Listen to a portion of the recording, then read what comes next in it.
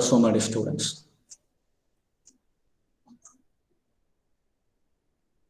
Education as a system. The discussion continues. It has got different dimensions, I told you. As a system, as a formal system, if you want to make your educational activities successful and useful for all the stakeholders, each and every stakeholder related to the educational process or the system should work with commitment. And we have seen that the policymakers, the administrators should provide an excellent policy. They should make the curriculum novel, informative, and innovative.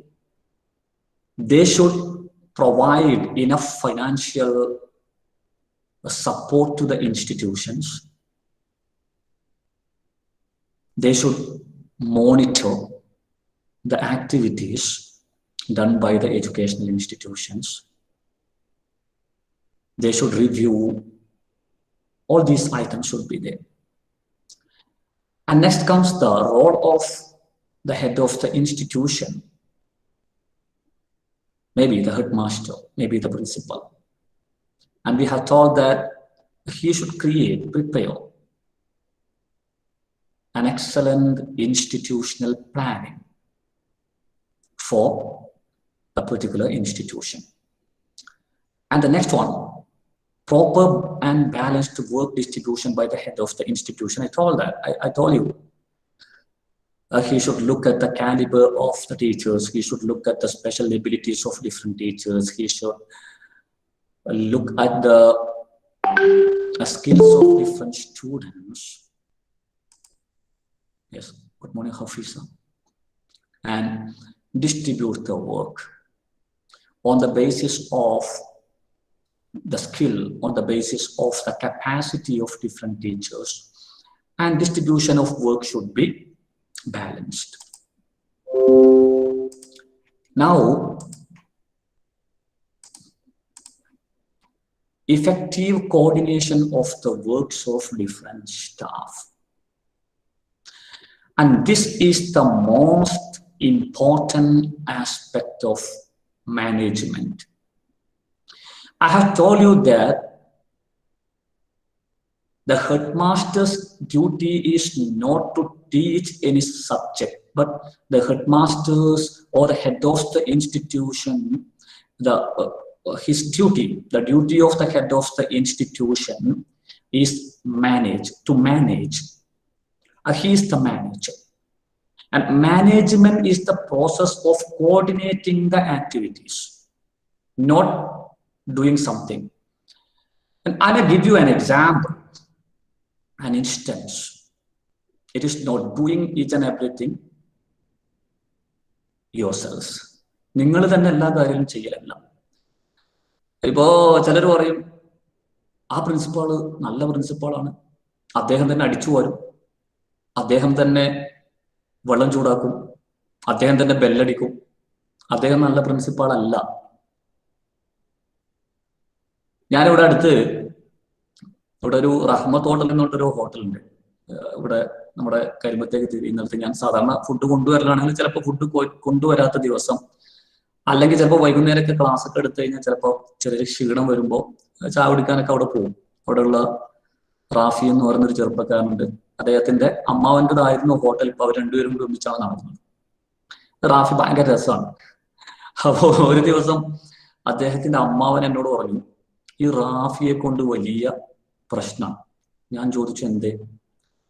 അവൻ ഇവിടെ വരുന്ന പണിക്കാരെയൊന്നും ഇന്ത്യയില്ല പണിയെടുക്കാൻ സമ്മതിക്കില്ല.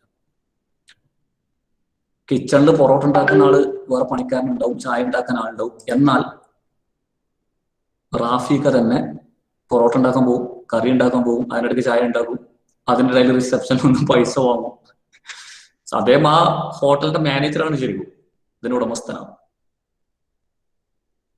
അപ്പൊ ഞാൻ നേരത്തെ പറഞ്ഞതുപോലെ കോർഡിനേഷനാണ്, ഏകോപിപ്പിക്കലാണ്, നിങ്ങൾ തന്നെ ചെയ്യലല്ല. ഒരു ഉദാഹരണം പറയാം. മുമ്പ് ഒരു കോളേജിന്റെ പ്രിൻസിപ്പാൾ, ഒരു ഫാദർ, ഒരു അച്ഛൻ, ഒരു ക്രിസ്ത്യൻ കോളേജിന്റെ പ്രിൻസിപ്പാൾ, ബഹുമാന്യനായ ഒരു ഫാദർ ആയിരുന്നു.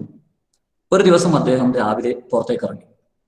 ഞാൻ നടന്നു പോകുന്ന സമയത്ത് നല്ല വൃത്തി, ക്ലീൻലിനെസ് കാത്തു സൂക്ഷിക്കണം എന്ന് ഭയങ്കര ശാഠ്യമുള്ള ഒരു പ്രിൻസിപ്പാളായിരുന്നു അദ്ദേഹം. ഒരു കടലാസ് നിലത്ത് കണ്ടു. അദ്ദേഹം അവിടെ ഇതൊക്കെ അടിച്ചു വാരുന്ന ആൾ, സ്വീപ്പർ പോസ്റ്റ് ഉള്ള ആളെ വിളിച്ചു. അതെന്താ അവിടെ കിടക്കുന്നത് എന്ന് ചോദിച്ചു. അപ്പോ അദ്ദേഹം, സ്വീപ്പർ പറഞ്ഞു, കടലാസ്. അതല്ല ചോദിച്ചത്, അതെന്താ അവിടെ കിടക്കുന്നത് ചോദിച്ചു. അപ്പൊ അദ്ദേഹം പറഞ്ഞു, കടലാസ്. അതല്ല, നീ കണ്ടിട്ടും എന്തുകൊണ്ടാണ് ആ കടലാസ് അവിടെ കിടക്കുന്നത് എന്നാണ് ചോദിച്ചത് എന്നാണ്. അപ്പൊ ചിലപ്പോ നിങ്ങൾ ചോദിച്ചേക്കാം, അതെന്താ ഫാദറിന് കടലാസ് എടുത്ത് കളഞ്ഞാൽ പോലെ? അവിടെയാണ് പ്രശ്നം. ഫാദർ ആ കടലാസ് ഇന്ന് എടുത്തു കളഞ്ഞാൽ നാളെയോ മറ്റന്നാളോ ആരും എടുത്ത് കളയേണ്ടി വരും, ഫാദറിന് എടുത്ത് കളയേണ്ടി വരും. ഇതാണ് മാനേജറുടെ ദൗത്യം. ചെയ്യേണ്ട കാര്യങ്ങൾ ചെയ്യേണ്ടവരെ കൊണ്ട് ചെയ്യിപ്പിക്കുക. ഒരു കൂട്ടം ആളുകൾ ഉള്ള ഒരു പ്രവർത്തനം നടക്കുന്ന ഒരു മേഖലയാണെങ്കിൽ അവരുടെ ആക്ടിവിറ്റീസിനെ ഏകോപിപ്പിച്ചു കൊണ്ടുപോകാം. ഇപ്പോ നിങ്ങൾ ഒരു പ്രോഗ്രാം നടത്തുന്നു സ്കൂൾ, കോളേജിൽ. അപ്പൊ പ്രോഗ്രാം കമ്മിറ്റി ഉണ്ടാകും, റിസപ്ഷൻ കമ്മിറ്റി ഉണ്ടാവും, ഫൈനാൻസ് കമ്മിറ്റി ഉണ്ടാകും, അല്ലെ? അപ്പൊ പ്രോഗ്രാം കമ്മിറ്റിക്ക് പ്രോഗ്രാം ചാർട്ട് ഉണ്ടാക്കണം. പ്രോഗ്രാം ചാർട്ട് അവർക്ക് ക്രിയേറ്റ് ചെയ്യണമെങ്കിൽ അതിന്റെ പൈസ എവിടെ നിന്ന് കിട്ടണം? ഫൈനാൻസ് കമ്മിറ്റിന്ന് കിട്ടണം. ഫൈനാൻസ് കമ്മിറ്റിയുടെ കോർഡിനേറ്ററും പ്രോഗ്രാം കമ്മിറ്റിയുടെ കോർഡിനേറ്ററും ആണെങ്കിൽ കീരിയും പാമ്പും പോലെയാണ് എന്ന് കരുതിക്കും. എന്തായിരിക്കും സംഭവിക്കുക?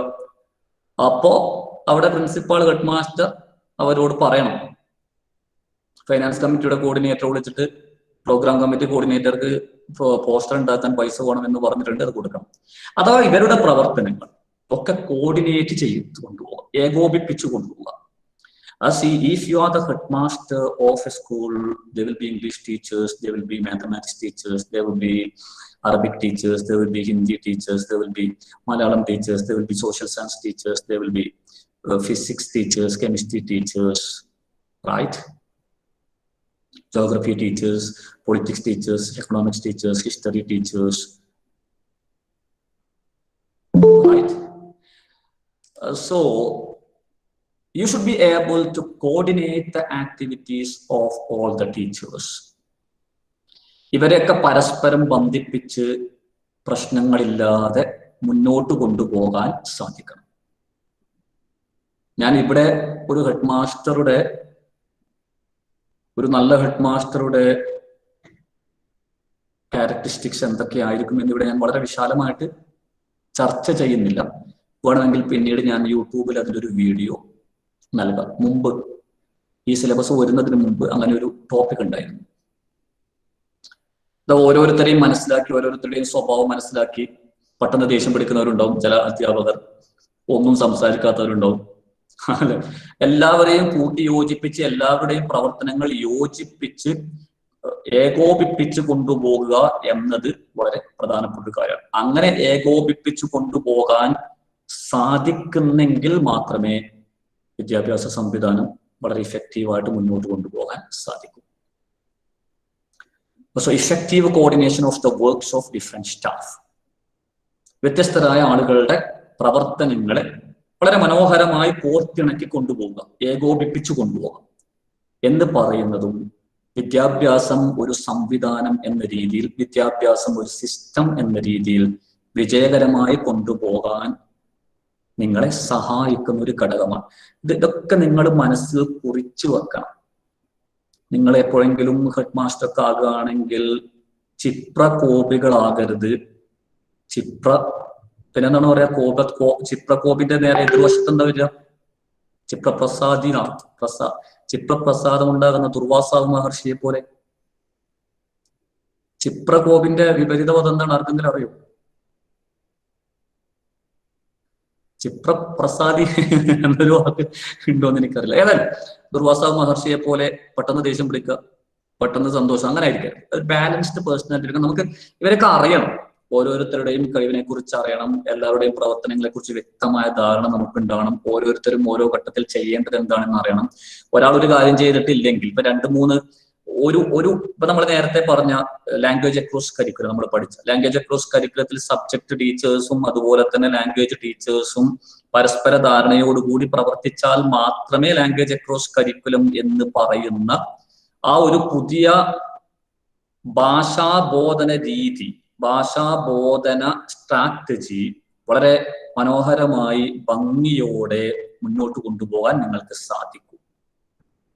അത്തരം ഘട്ടങ്ങളിലൊക്കെ പരസ്പരം ഇവരെ ബന്ധിപ്പിക്കുന്ന ഒരു കണ്ണിയായി നിൽക്കാൻ ഹെഡ് ഓഫ് ദ ഇൻസ്റ്റിറ്റ്യൂഷൻ അഥവാ സ്ഥാപന മേധാവിക്ക് സാധിക്കേണ്ടതുണ്ട്. Right, got the idea? Right? Yes. Then proper organization of educational activities. And this is also an important characteristic of the head of the institution. Proper organization. Whatever activities, maybe the curricular activities, maybe the extracurricular activities, it is the duty of the head of the institution to organize it in a systematic manner. For example, if you have to give online classes for your students, then the organization should be faultless. ഇപ്പൊ നമ്മൾ പെട്ടെന്ന് ഓരോ സാഹചര്യത്തിനനുസരിച്ച് ഇപ്പൊ corona വന്നു. എനിക്കിപ്പോഴും ഓർമ്മയുണ്ട്, ആദ്യം ഈ കൊറോണയുടെ ഒരു ഭീഷണി വരുമ്പോൾ അതിന്റെ ഒരു തുടക്കത്തിൽ കോളേജിൽ എനിക്ക് ഓർമ്മയുണ്ട്, കഴിഞ്ഞ ആ ഒരു നിങ്ങളുടെ സീനിയർ ബാച്ചിന്റെ ആ ഒരു സമയത്ത്, നിങ്ങളുടെ സീനിയർ ബാച്ചും സൂപ്പർ സീനിയർ ബാച്ചും ഉള്ള സമയത്താണ് ഒരു ദിവസം രാവിലത്തെ ക്ലാസ് കഴിഞ്ഞു, ഉച്ചയ്ക്ക് ശേഷം ഒരു പുറത്തു നിന്നുള്ള ഒരാൾ ഈ എക്സാം അറ്റൻഡ് ചെയ്യുന്നതിനുള്ള ടിപ്പ് അങ്ങനെ എന്തോ ഒരു ക്ലാസ് എടുക്കാൻ വരേണ്ടതാണ്. ഞാൻ അന്ന് ഫുഡ് എടുത്തിട്ടില്ല, പുറത്തു പോയി നേരത്തെ പറഞ്ഞ റഹ്മത്തിൽ ഹോട്ടലിൽ കയറി ഭക്ഷണം കഴിച്ച് തിരിച്ചിവിടെ വരുമ്പോഴേക്കും ഒക്കെ തരികിടം മറിഞ്ഞിരുന്നു.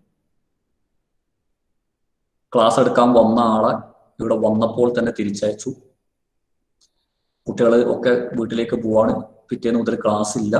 ഓപ്ഷണൽ ടീച്ചേഴ്സിന് അവർക്ക് കൊടുക്കേണ്ട, കാരണം ടീച്ചിങ് പ്രാക്ടീസ് ആണ് തേർഡ് സെമസ്റ്റർ വരുന്നത്, അപ്പോൾ ചെയ്യേണ്ട കാര്യങ്ങളെ കുറിച്ച് ഇൻസ്ട്രക്ഷൻസ് കൊടുക്കണം. അതുകൊണ്ട് പുറത്തുനിന്നുള്ള ആൾ ക്ലാസ് ചെയ്താൽ നടക്കില്ല.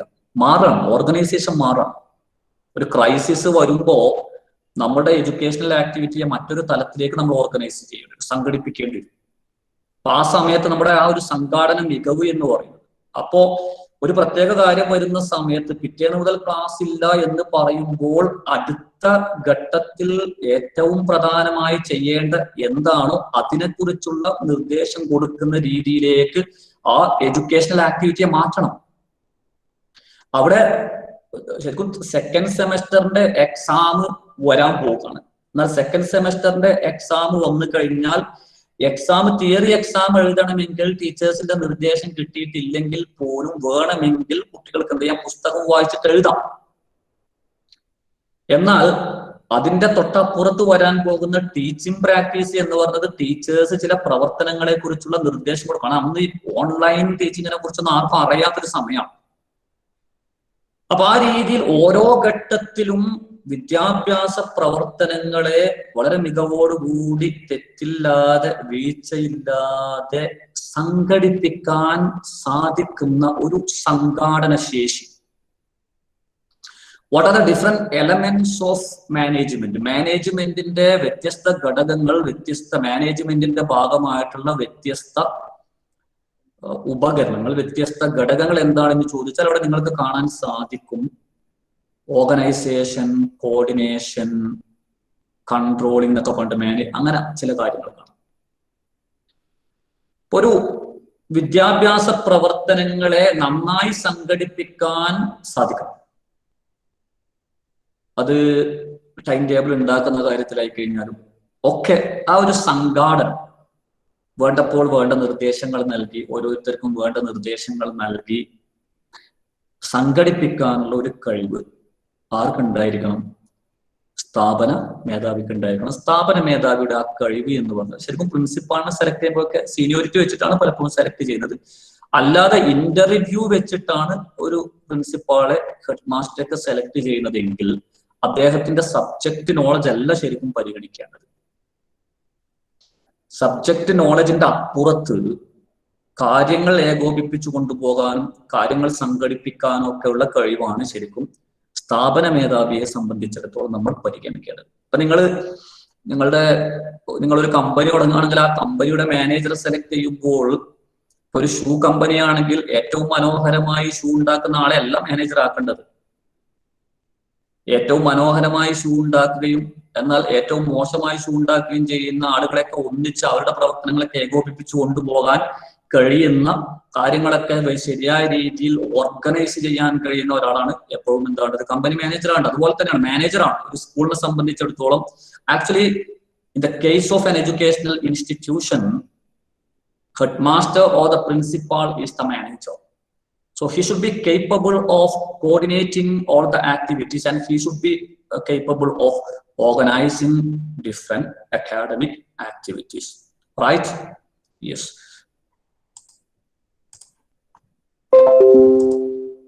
Now comes the turn of teachers.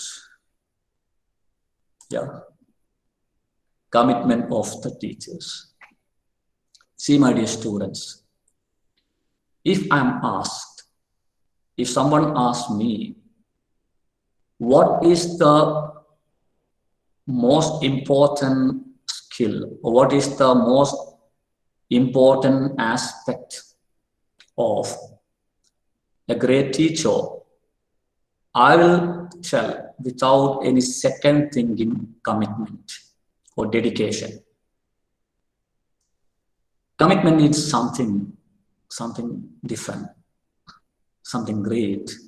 അർപ്പണ മനോഭാവം, അധ്യാപകരുടെ അർപ്പണ മനോഭാവം.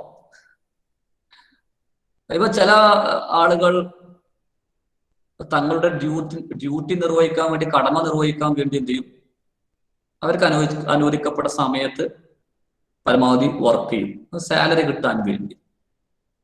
അതിനപ്പുറത്ത് ഇപ്പൊ ചില കാര്യം ചെയ്ത് നിങ്ങൾക്ക് സാലറി ഒന്നും കിട്ടില്ല. നിങ്ങൾ മറ്റു ടീച്ചേഴ്സ് ചെയ്യുന്നതിന്റെയും മുകളിൽ ചില കാര്യങ്ങൾ ചെയ്തു കഴിഞ്ഞാൽ നിങ്ങൾക്ക് പ്രത്യേകമായിട്ട് വേറെ സാലറി ഒന്നും ഇല്ല. അങ്ങനെ പ്രത്യേകമായിട്ട് വേറെ സാലറി കിട്ടുകയാണെങ്കിൽ പിന്നെ ആ കാര്യം ചെയ്യാൻ നിങ്ങൾ മാത്രമല്ല ഒരുപാട് ആൾക്കാരുണ്ടാവും.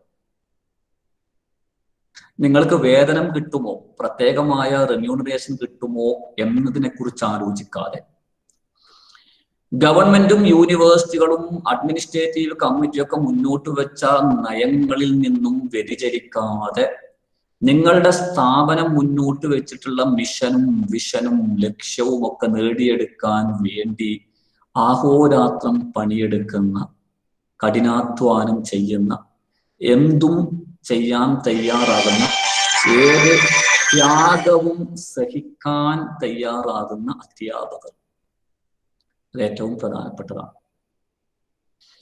നിങ്ങൾക്കൊക്കെ ആ കമ്മിറ്റ്മെന്റ് ഉണ്ടാവണം. ഒരിക്കലും നിങ്ങൾ ഈ വേതനത്തിന് അമിതമായ പ്രാധാന്യം കൊടുക്കരുത്.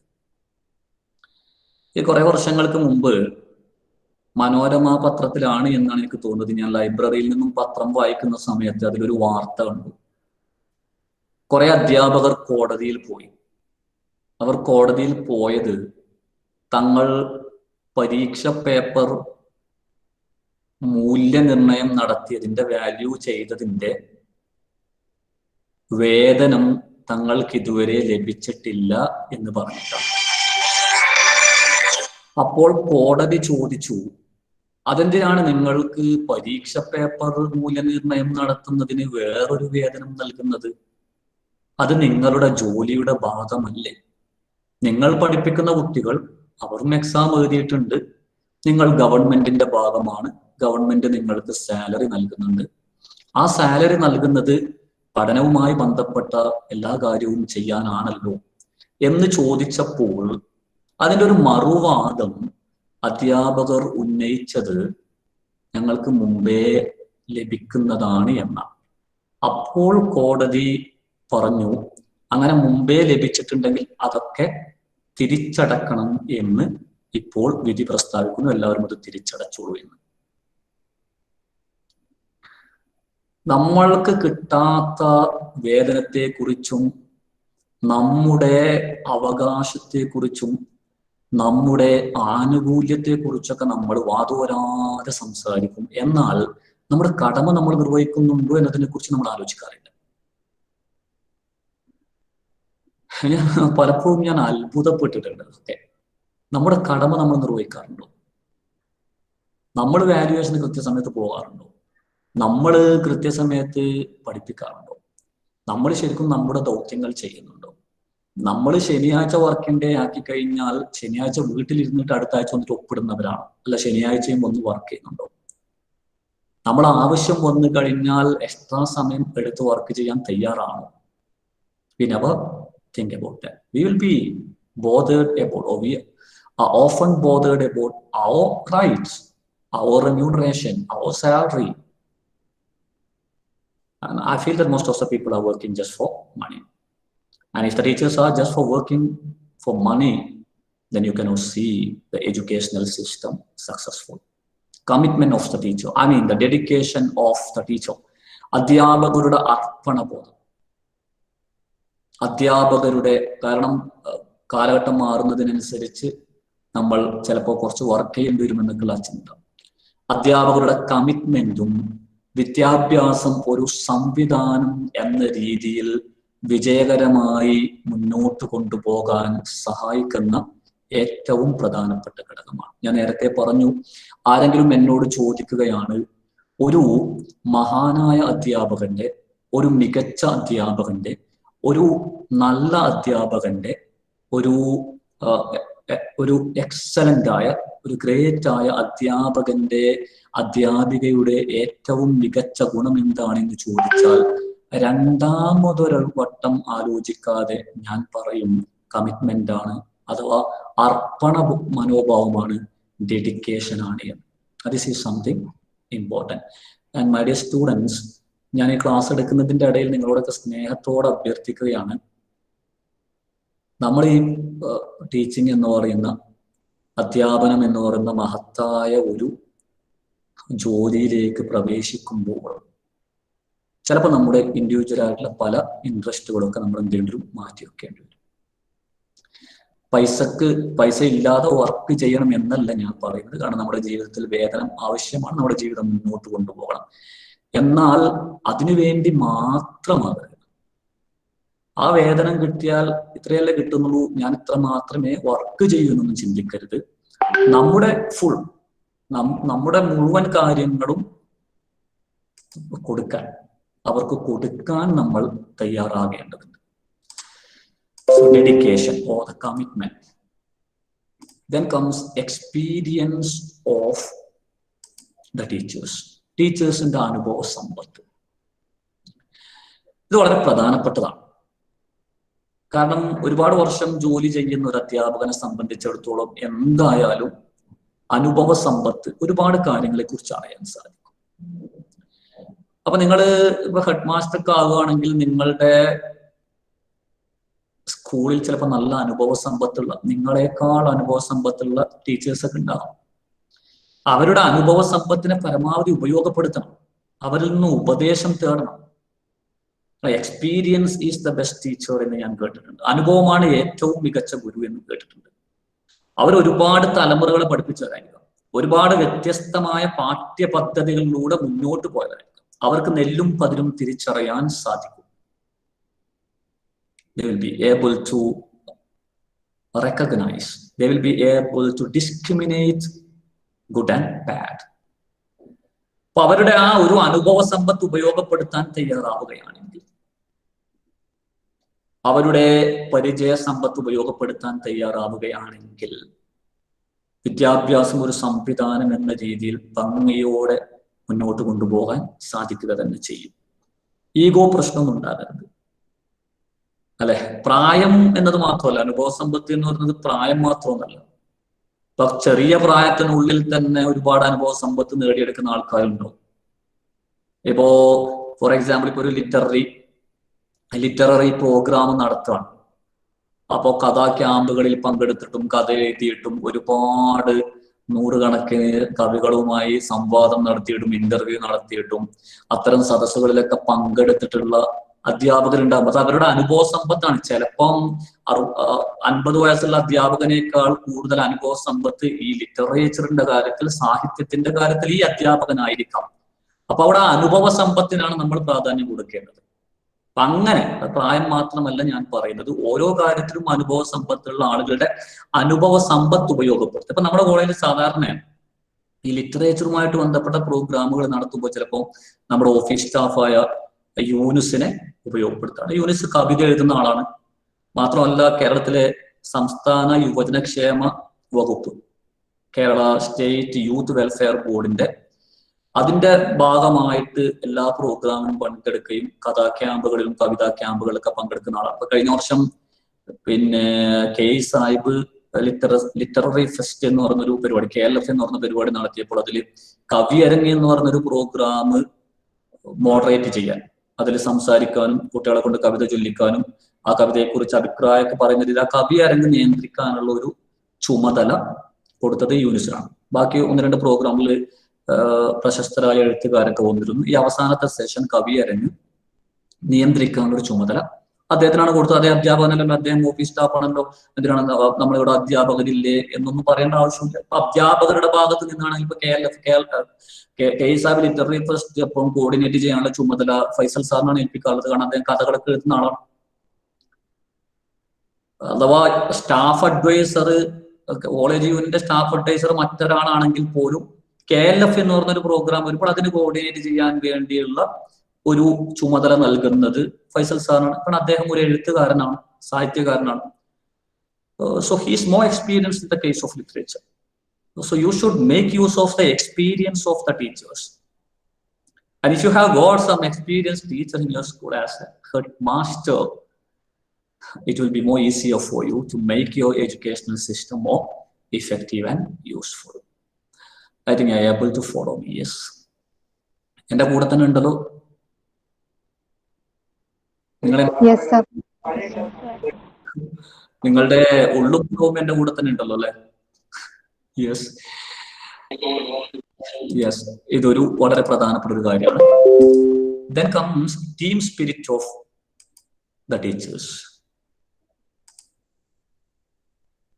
ഞാൻ ചിലപ്പോൾ പറയാറുണ്ട്, ലോകത്തിലെ ഏറ്റവും കൂടുതൽ തോളത്തിൽ കുത്തും അസൂയയും പരദൂഷണമൊക്കെ ഉള്ളത് സ്റ്റാഫ് റൂമിലാണ്. നമ്മുടെ സ്റ്റാഫ് റൂമിനെ കുറിച്ചല്ല പറയുന്നത്, മൊത്തത്തിൽ പൊതുവെ സാധാരണ പറയാറുള്ള ഒരു കാര്യമാണ്. ടീം സ്പിരിറ്റ് ഏറ്റവും പ്രധാനപ്പെട്ടതാണ്. അസൂയ, ഏതെങ്കിലും ഒരു അധ്യാപകൻ വ്യത്യസ്തമായ ഒരു മെത്തേഡ് ഉപയോഗിച്ച് ക്ലാസ് എടുക്കുമ്പോൾ മറ്റുള്ളവർക്ക് അസൂയ. ഏതെങ്കിലും ഒരു അധ്യാപകൻ അല്ലെങ്കിൽ അധ്യാപിക കുട്ടികളുടെ അടുത്ത് കുറച്ചൊന്ന് പ്രശസ്ത ആകുമ്പോൾ അല്ലെങ്കിൽ പ്രശസ്തനാകുമ്പോൾ മറ്റുള്ളവർക്ക് കണ്ണുകടി എന്ന് പറയും. ലോകത്തിൽ 2 സാധനങ്ങൾക്കാണ് മരുന്നില്ലാതിരുന്നത്.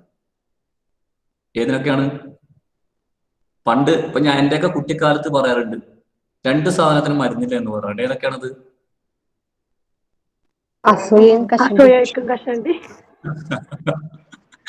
അസൂയക്കും കഷണ്ടിക്കും മരുന്നില്ല. ഈ കഷണ്ടി എന്ന് പറയുന്നത്, എനിക്ക് കഷണ്ടി ഒരു ഹെയർ സ്റ്റൈലായിരുന്നു. ഞാൻ കുട്ടിക്കാലത്ത് ആരോടെങ്കിലും എന്റെ മുടി എങ്ങനെയാണ് മുറിക്കേണ്ടതെന്ന് ചോദിച്ചാൽ ഞാൻ പറയും മൊയ്തീൻ ഖാന്റെ മുടി പോലെ മുറിക്കണം. ഞങ്ങളെ വീട്ടിൽ വരുന്ന ഉമ്മാന്റെ ഒരു അകന്ന ബന്ധത്തിലുള്ള ഒരു മൊയ്തീൻ ഖാൻ ഉണ്ടായിരുന്നു, മരിച്ചുപോയി. അപ്പൊ അദ്ദേഹം വീട്ടില് എപ്പോഴും ഉമ്മാനോട് ഭയങ്കര സ്നേഹമായിരുന്നു. അപ്പൊ അതുകൊണ്ട് നാട്ടിൽ വന്നു കഴിഞ്ഞാൽ എപ്പോ ഉച്ചക്ക് ഭക്ഷണം കഴിക്കാൻ ഞങ്ങളുടെ വീട്ടിൽ വരും, ചോറ് കഴിക്കാൻ വരും. അപ്പൊ അദ്ദേഹത്തിന് നല്ല കഷണ്ടിയാണ്. പക്ഷെ എന്റെ വിചാരം കുട്ടിക്കാലത്ത് ഞാൻ കരുതിയിരുന്നത് അദ്ദേഹം കഷണ്ടി അങ്ങനെ ഒരു ഹെയർ സ്റ്റൈൽ ആക്കിയതാണ് എന്നാണ്. അപ്പോ ഞാൻ പറയും എനിക്ക് അതുപോലെ മുടി മുറിക്കണം എന്ന് പറയും. അറിയില്ല, അന്ന് കുട്ടിക്കാലത്ത് അങ്ങനെയാണ് ഒരു കഷണ്ടി. വലുതാകുന്നത് വരെ ഞാൻ കരുതിയിരുന്നത് കഷണ്ടി എന്ന് പറയുന്നത് അതൊരു ഹെയർ സ്റ്റൈൽ ആയിരുന്നു എന്നാണ്. കഷണ്ടിക്കും അസൂയക്കും കഷണ്ടിക്കും മരുന്നില്ലായിരുന്നു. പക്ഷെ കഷണ്ടിക്ക് മരുന്ന് കണ്ടുപിടിച്ചു ആര്? ഗൾഫ് ഗേറ്റുകാർ. അസൂയക്ക് രണ്ടാമത്തെ സാധനത്തിന് ഗൾഫ് ഗേറ്റുകാരല്ല, അമേരിക്കൻ ഗേറ്റുകാർ വിചാരിച്ചാലും മരുന്ന് കണ്ടുപിടിക്കാൻ സാധിക്കില്ല. അപ്പൊ ഏറ്റവും വലിയൊരു പ്രശ്നമാണ് ടീം സ്പിരിറ്റ് വേണം. ഞാൻ പറഞ്ഞു ഒരു ടീമാണ്. ഓരോരുത്തരും എന്ത് ചിന്തിച്ചാൽ മതി, എനിക്ക് എന്റേതായ ഒരു കഴിവുണ്ട്, മറ്റൊരാളെ പോലെ ആകാൻ സാധിക്കില്ല. നിങ്ങൾക്കൊന്നും ഒരിക്കലും ആരോട് അസൂയ ഉണ്ടായിരുന്നു കേട്ടോ. അസൂയ എന്ന് പറയുന്നത് വളരെ മോശം കാര്യമാണ്. ആളുകൾ നല്ലത് ചെയ്യുമ്പോൾ അവരെ അഭിനന്ദിക്കാനുള്ള, നമ്മുടെ കൂടെയുള്ളവർ എന്തെങ്കിലുമൊക്കെ ചെയ്യുമ്പോൾ മനസ്സ് നിറഞ്ഞ് സന്തോഷിക്കാനുള്ള ഒരു മനസ്സുണ്ടാവും. അതൊക്കെ വലിയ കാര്യമാണ്. ഖുർആനിൽ ഒരു വാചകമുണ്ട്, വശംസു തജ്രി ലിമുസ്തഖറിൻ ലഹാ ദാലിക തഖ്ദീറുൽ അസീസിൽ അലീം വൽ ഖമറ ഖദ്ദർനാഹു മനാസില ഹത്താ ആദ കൽ ഉർജൂനിൽ ഖദീം. വശംസു തജ്രി ലഹാ, സൂര്യൻ അതിനൊരു ഭ്രമണപഥമുണ്ട്, ആ ഭ്രമണപഥത്തിലൂടെ സഞ്ചരിച്ചു കൊണ്ടിരിക്കുകയാണ്. ചന്ദ്രനൊരു ഭ്രമണപഥമുണ്ട്, അതിലൂടെ സഞ്ചരിച്ചുകൊണ്ടിരിക്കുകയാണ്. വശംസു തജ്രി ഇലാ മുസ്തഖറ ദാലിക തഖ്ദീറുൽ അസീസിൽ അലീം വൽ ഖമറ ഖദ്ദർനാഹു മനാസില ഹത്താ ആദ കൽ ഉർജൂനിൽ ഖദീം ലശംസു യംബഗീ ലഹാ അൻ തുദ്രികൽ ഖമർ വലൽ ലൈലു സാബിഖുൻ നഹാർ. സൂര്യൻ ഒരിക്കലും ചന്ദ്രനെ മറികടക്കേണ്ട ആവശ്യമില്ല. രാത്രി പകലിനെ മറികടക്കേണ്ട ആവശ്യമില്ല. രാത്രി പറയാണ് പകലിനോട് ഇന്ന് നീ വരണ്ട, ഞാൻ തന്നെ ഇവിടെ നോളും എന്ന് പറഞ്ഞാൽ നടക്കില്ല. രാത്രിക്ക് രാത്രിയുടെ പ്രത്യേകതയുണ്ട്, പകലിന് പകലിന്റെ പ്രത്യേകതയുണ്ട്, സൂര്യന് സൂര്യന്റെ പ്രത്യേകതയുണ്ട്, ചന്ദ്രന് ചന്ദ്രന്റെ പ്രത്യേകതയുണ്ട്. അല്ലെ? സൂര്യനാണ് ലൈറ്റ് കൂടുതൽ, കാണാൻ ഭംഗി ആരെയാണ്? ചന്ദ്രനെയാണ്. അല്ല, അങ്ങനെ തന്നെ നിലാവല്ല കാണാൻ രസം. നമ്മളാരെങ്കിലും പുറത്തിറങ്ങിയിട്ടൊന്ന് നിലാവ് സൂര്യനെ നോക്കട്ടെ എന്നിട്ട് നോക്കാറുണ്ടോ? ഉണ്ടോ? Please tell me. നമ്മൾ നോക്കാറുണ്ടോ? ഇല്ല. എന്നാൽ നമ്മൾ എന്ത് ചെയ്യും? രാത്രി 14 രാവിലെ നിലാവ് വരുന്ന സമയത്ത് നമ്മൾ നിലാവിൽ നോക്കാൻ പോകാറുണ്ടല്ലേ? അമ്പിളി മാമനെ നോക്കുക എന്നുള്ളത് കുട്ടിക്കാലത്ത് നമുക്ക് ഇഷ്ടമുള്ള കാര്യമാണ്. സൂര്യന്റെ അത്രയും പ്രകാശമുള്ള ഒരു സാധനമാണോ? അല്ല. എന്നിട്ടും അതിൻ്റെ ഒരു സൗന്ദര്യമുണ്ട്. സൂര്യന് സൂര്യന്റെ സൗന്ദര്യമുണ്ട്, ചന്ദ്രന് നിലാവിന്റെ സൗന്ദര്യമുണ്ട്. സൂര്യന് സൂര്യന്റെ പ്രത്യേകതകളുണ്ട്. ഞാൻ റാമാസാർ ആകാനോ റാമാസാർ ഞാനാകാനോ നോക്കിയാൽ സംഭവിക്കില്ല. റാമാസാർ ഒരുപാട് കാര്യങ്ങളുണ്ട്. ഒരു ഫിസിക്കൽ എഡ്യൂക്കേഷൻ അധ്യാപകൻ എന്ന അപ്പുറത്ത് ഒരുപാട് ഗുണങ്ങൾ റാമാസാറുണ്ട്. അഷ്റഫ് സാറിന് മറ്റു ചില ഗുണങ്ങളുണ്ട്, ഫൈസൽ സാറിന് ചില ഗുണങ്ങളുണ്ട്, ബീന ടീച്ചർക്ക് ചില ഗുണങ്ങളുണ്ട്, ബേബി ടീച്ചർക്ക് ചില ഗുണങ്ങളുണ്ട്, മീന ടീച്ചർക്ക് ചില ഗുണങ്ങളുണ്ട്, തനൂജ ടീച്ചർക്ക് ചില ഗുണങ്ങളുണ്ട്. ഓരോരുത്തർക്കും ഓരോ പ്രത്യേകതകൾ ഉണ്ടാവും. ആരും മറ്റുള്ളവരെ മറികടക്കാൻ നോക്കേണ്ട ആവശ്യമില്ല. അധ്യാപകൻ അങ്ങനെയാണ്, അങ്ങനെ ആയിരിക്കും. ഓരോ അധ്യാപകരും പരസ്പരം മ്യൂച്വൽ അണ്ടർസ്റ്റാൻഡിങ്ങിലൂടെ മുന്നോട്ട് പോകണം, പരസ്പര ധാരണയോടെ, പരസ്പര ബഹുമാനത്തോടെ, അല്ലെങ്കിൽ പ്രശ്നമാണ്. പലപ്പോഴും പല സ്കൂളുകളിലും പല വിദ്യാഭ്യാസ സ്ഥാപനങ്ങളിലും അധ്യാപകർ തമ്മിൽ പരസ്പരം മിണ്ടാതെ മറ്റൊരാൾ മുകളിലോട്ട് കയറുന്നത് കാണുമ്പോൾ എങ്ങനെയെങ്കിലും അവനെ താഴോട്ട് വലിച്ചിടാൻ വേണ്ടി തയ്യാറാകും. ഞാൻ ഒരുപാട് കോളേജുകളിൽ വർക്ക് ചെയ്തിട്ടുണ്ട്. എനിക്ക് പേഴ്സണലായിട്ട് ഒരുപാട് അനുഭവങ്ങൾ ഉണ്ടായിട്ടുണ്ട്. ഞാൻ സ്വാഗതം പറയുന്നത് കൊണ്ട് സ്വാഗത പ്രസംഗം തന്നെ ഇല്ലാതാക്കിയ അനുഭവമുണ്ട് എനിക്ക്. ഒരു പ്രോഗ്രാമിൽ ഞാൻ സ്വാഗതം പറയുന്നത് കൊണ്ട് സ്വാഗത പ്രസംഗം തന്നെ ഇല്ലാതാക്കിയിട്ടുണ്ട്. പ്രോഗ്രാം ഒരു സെമിനാർ ആയിരുന്നു. അങ്ങനെ ആ സെമിനാറിൽ സ്വാഗതം പറയേണ്ട സീനിയർ അധ്യാപകൻ സെമിനാർ കോർഡിനേറ്റ് ചെയ്യുന്ന അധ്യാപികയോട് പറയുന്നു, ഞാൻ കുറെ സമയം പ്രോഗ്രാം ചെയർ ചെയ്താണ്, എനിക്ക് സ്വാഗതം പറയാൻ സാധിക്കില്ല എന്ന് പെട്ടെന്ന് പറയുന്നു. മറ്റൊരു സീനിയർ അധ്യാപകന്റെ അടുത്തേക്ക് അധ്യാപക ഓടുന്നു. ആ അധ്യാപകൻ പറയുന്നു, ഇപ്പൊ പെട്ടെന്ന് പറഞ്ഞാൽ എനിക്ക് സ്വാഗതം പറയാൻ സാധിക്കില്ല എന്ന് പറയുന്നു. അങ്ങനെ അവസാനം എൻ്റെ അടുത്തേക്ക് വരുന്നു. ഞാൻ പറഞ്ഞോളാം എന്ന് പറയുന്നു. എന്നാൽ അന്ന് മറ്റൊരു അധ്യാപിക ഈ സെമിനാറിന്റെ ആങ്കറിങ് നടത്തുന്ന ആ അധ്യാപകയുടെ ക്ലാസ്സിലുള്ള ഒരു കുട്ടിയുടെ അടുത്ത് പോയി ലിസ്റ്റ് നോക്കുന്നത് ഞാൻ കാണുന്നുണ്ട്. പക്ഷെ ഞാൻ അതിലൊന്നും അസ്വാഭാവികത ഒന്നും കണ്ടിട്ടില്ല. എന്നാൽ ഞാൻ പ്രസംഗിക്കാൻ കയറേണ്ടതാണല്ലോ. ഞാനൊന്ന് ബാത്റൂമിലൊക്കെ പോയി മുഖമൊക്കെ കഴുകി തിരിച്ചു വന്ന് സ്ഥാപനത്തിന്റെ മേധാവിയുടെ അടുത്തേക്ക് പോയപ്പോൾ സ്ഥാപനത്തിന്റെ മേധാവി എന്നെ വിളിച്ചു, പറഞ്ഞു സമയം കുറേയായി, അതുകൊണ്ട് നമുക്ക് സ്വാഗത പ്രസംഗം ഒഴിവാക്കാം എന്ന് പറയുന്നു. പ്രോഗ്രാമിൽ അധ്യക്ഷ പ്രസംഗമുണ്ട്, മുഖ്യപ്രഭാഷണമുണ്ട്, നന്ദി പ്രകാശനം അടക്കമുണ്ട്, സ്വാഗത പ്രസംഗം ഇല്ല. മേ ബി അങ്ങനെ സംഭവിക്കാം. അപ്പൊ അസൂയ അഗ്നിയാണ് എന്നാണ്. നിങ്ങൾ ചെയ്യുന്ന എല്ലാ നന്മയെയും അത് മുറിച്ചോളി. ഞാൻ രണ്ട് കാര്യമാണ് പറയുന്നത്. നിങ്ങൾ സ്കൂളിലേക്ക് പോകുമ്പോൾ ചിലപ്പോ നിങ്ങളോട് അസൂയ കാണിക്കുന്ന, നിങ്ങളെ തകർക്കാൻ തയ്യാറാകുന്ന ആളുകളെ നിങ്ങൾക്ക് കാണാം. നിങ്ങൾ ഒരിക്കലും തിരിച്ചവരോട് അസൂയ കാണിക്കരുത്. ആര് നിങ്ങളോട് അസൂയ കാണിച്ചാലും നിങ്ങൾക്ക് പ്രശ്നമൊന്നും ഉണ്ടാവില്ല. ഞാൻ പഠിച്ചിട്ടുള്ള മറ്റൊരു ദൈവികമായ ഒരു വചനമുണ്ട്. ലോകത്തുള്ള എല്ലാവരും ഒരാളെ ഉയർത്താൻ തീരുമാനിക്കുകയും ദൈവം അയാളെ താഴ്ത്താനാണ് ഉദ്ദേശിച്ചിട്ടുള്ളതെങ്കിൽ ആർക്കും അദ്ദേഹത്തെ ഉയർത്താൻ സാധിക്കില്ല. ലോകത്തുള്ള എല്ലാവരും ഒരാളെ താഴ്ത്തിക്കെട്ടാൻ ശ്രമിക്കുകയാണെങ്കിൽ ദൈവം അദ്ദേഹത്തെ ഉയർത്താനാണ് തീരുമാനിച്ചിട്ടുള്ളതെങ്കിൽ ലോകത്താർക്കും അദ്ദേഹത്തെ താഴ്ത്താൻ സാധിക്കില്ല എന്നാണ്.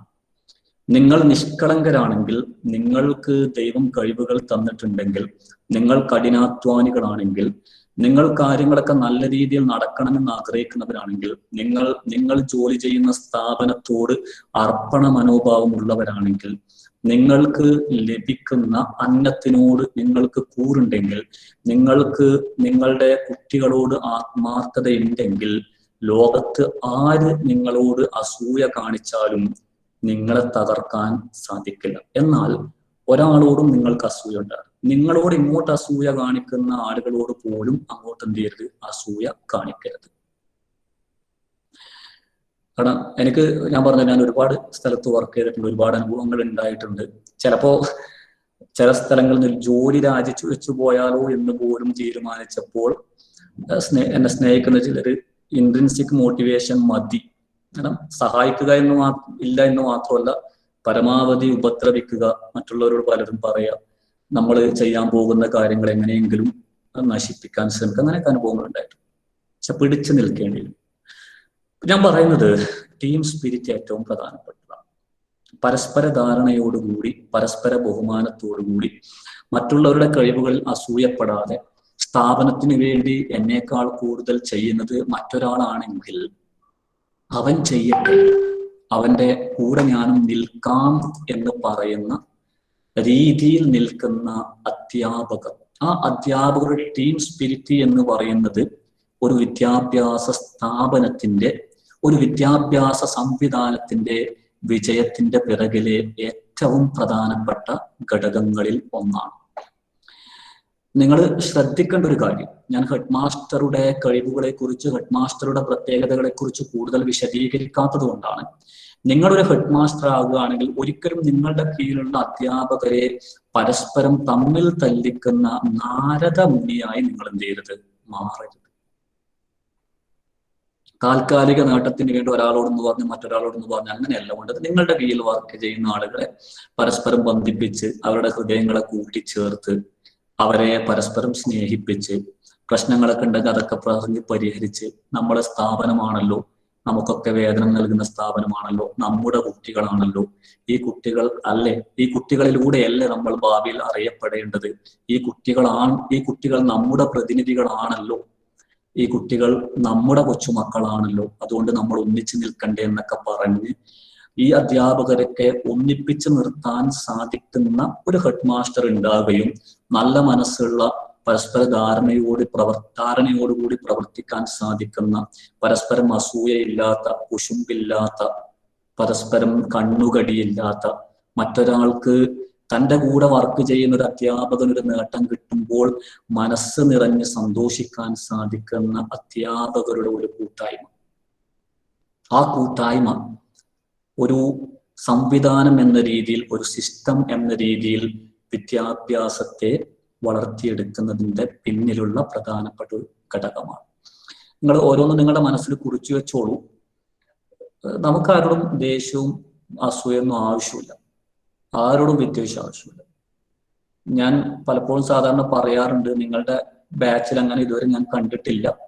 ഏറ്റവും ആദ്യം അസൈൻമെന്റ് വെക്കുന്ന ആളെ ഞാൻ പ്രോത്സാഹിപ്പിച്ചു കഴിഞ്ഞാൽ ഒരു 2 പ്രാവശ്യം കഴിഞ്ഞാൽ 3ാമത്തെ പ്രാവശ്യം അദ്ദേഹം എന്നെ വിളിച്ച് പറയും, അല്ലെങ്കിൽ എനിക്ക് മെസ്സേജ് അയക്കും, സാർ ദയവ് ചെയ്ത് ഞാനാണ് ഏറ്റവും ആദ്യം അസൈൻമെന്റ് വെച്ചത് എന്ന് പറയരുത്. കാരണം കുറെ ആൾക്കാർ കണ്ടില്ല ഒരു പഠിപ്പിസ്റ്റ് എന്ന് പറയും.